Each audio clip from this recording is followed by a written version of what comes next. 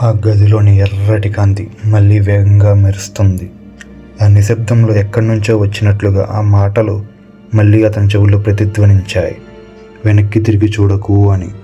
కానీ ఏం జరుగుతుందో తెలుసుకోవాలన్న ఉత్కంఠ అతని రక్తంలో విషంలా పాకింది. ఫోన్ స్క్రీన్ వైపు చూశాడు. వీడియోలో ఉన్న ఆ నల్లటి ఆకారం వింతగా కదులుతూ తన వైపే వస్తుంది. అది కేవలం నీడ కాదు. ఆ నీడకు ఒక ఆకారం ఉంది. ఆ ఆకారానికి చేతులున్నాయి, కానీ అవి మనిషి చేతుల్లా లేవు. వాటిని చూస్తేనే ఒళ్ళు జదరించింది. గుండె వేగంగా కొట్టుకుంటుంది. పారిపోమ్మని మనసు అరుస్తోంది. ఇక్కడ నిలబడితే ఏం జరుగుతుందో అని అతని అంతరంగ స్వరం చెబుతుంది. కానీ కాళ్ళు చల్లని నేలపై గడ్డకట్టినట్టుగా రాయిలా మారిపోయాయి. అతను మెల్లగా వెనక్కి తిరుగుతుండగా ఆ వింత శబ్దం ఒక్కసారిగా ఆగిపోయింది. గదంతా మరణ శబ్దంతో నిండిపోయింది. కేవలం తన శ్వాస మాత్రమే వినిపిస్తుంది.